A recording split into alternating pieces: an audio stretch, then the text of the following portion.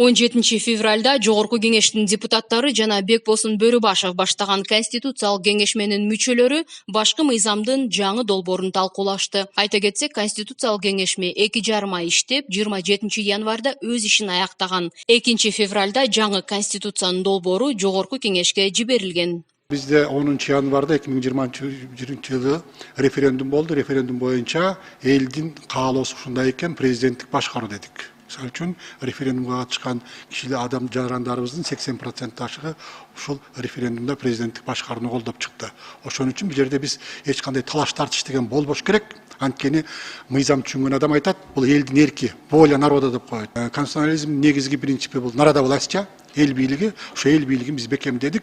Бекемдегени кандай? Шайлоолорду ар кандай форматта өткөзгөнгө баратабыз. Андан башка дагы жанагы элдик курултай деген элдик жыйындын өкүлчүлүктүү органы болуп атат. Ошону биз киргиздик. Биринчиден 1000ге жакын суроо түштү. Ошонун көпчүлүгү bir 700-800'ü sosyallık meseleleri kaptadı. Prezidentlik başkarı ötkönden keyin uşu prezidentlik başkarının bayağı jalpı dünyölük özünün özgöçölüğü var, özünün strukturası var. Bırak oşonu biz Kırgızstandın şartını layıktap жазганга hareket kıldık. Oşon üçün mına prezidentlik başkarının biz hazırkı vaktagı Kırgızstanга layıktı formasını berdik koda oyloybuz. Умбиталы Кадыралиев конституциялык реформанын демилгечилери Жогорку кеңештин 80 депутаты болгонун айтты. Эскерте кетсек, 20 ноябрда ошол кезде президенттин милдетин аткарган Талант Мамытовдун буйругу менен конституциялык кеңешме түзүлгөн. Ага юридика илимдеринин докторлору, көз карандысыз эксперттер, коомдук саясий ишмерлер жана депутаттар кирген. Конституциялык кеңешмеге катышкан мүчөсү катары айтып кетейин, эң негизги демократиялык мамлекетте принциптер сакталган. Бул элдин бийлиги, мыйзамдын үстөмдүүлүгү, бийликтеги 3 бутактын сот бийлигинин, аткаруу бийлигинин, мыйзам чыгаруу бийлигинин тең салмактуулугу, көз карандысыз эместиги, негизги мамлекеттик органдардын тандалуусу жана алмашуусу. Долбоордун авторларына алгачкы суроону депутат Алмаз Токторов узатты. Суроо 89-беренеге байланыштуу болду. Председатель кабинета министров менен глава администрации экөөнүн бир аз айырмачылыгы барбы дейм да. Эмнеге бирикти ушул? Бир киши болуп калды. Менин оюмча, глава администрации президента деген бул обеспечивает техническую поддержку для деятельности правительства. Да? Бул аппаратчик. Аппараттык ишти алып барыш керек. Уюштуруу иштерин алып барыш керек. Керек болсо ошол эле управделами глава администрацияга көз каранды болот. Ошонун колунда иштейт.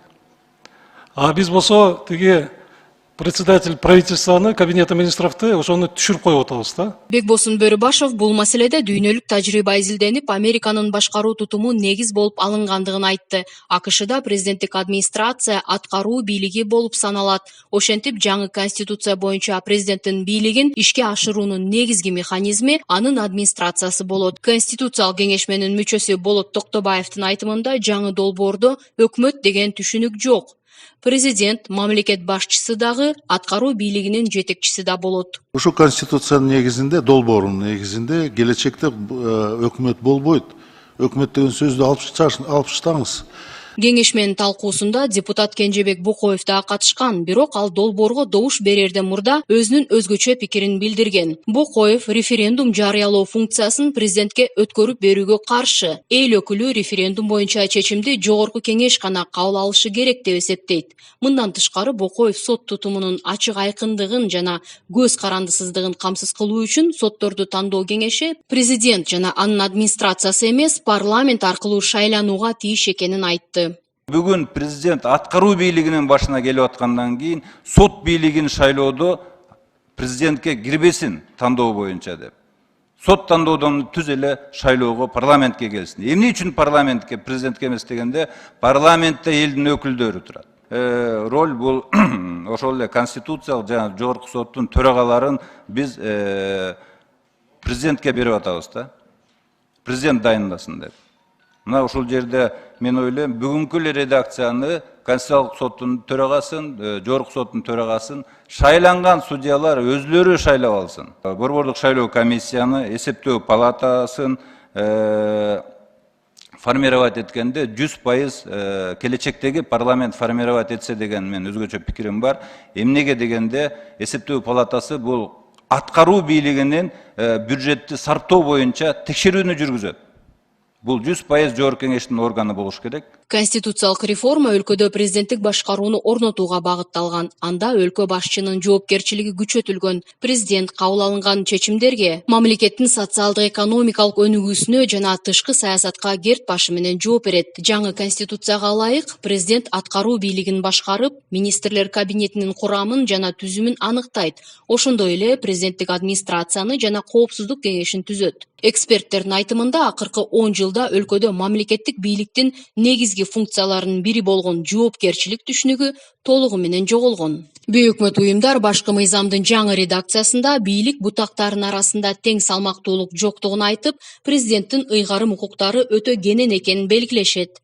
Я, например, считаю, что должна быть прописана более четкая функциональная структура и усилена система сдержек и противовесов. Адам укуктары, сөз эркиндиги, элдик курултайдын функциялары, ушул жана башка маселелер жолугушуунун жүрүшүндө кенен талкууланды. Башкы мыйзамдын долбоорунда президентке импичмент жарыялоонун так механизмдери да жазылган. Эгер президент конституциялык мыйзамдарды бузуп, соттордун жана жогорку кеңештин ишине кийлигишсе, анда парламент ага импичмент жарыялоого укуктуу. Айта кетсек, Конституциянын жаңы долбооруна кеңешменин 68 мүчөсү добуш берген. Ошол эле учурда документтин демилгечилери жана аны иштеп чыккандар долбоорду идеалдуу дегенден алыс. Баш мыйзам боюнча мындан кийинки сунуштарды жана сын пикирлерди катчылык кабыл алат. Конституциялык кеңешме өзүнүн тарыхый миссиясын аткарды. Мындан ары баш мыйзам боюнча чечимдерди жогорку кеңеш кабыл алмакчы.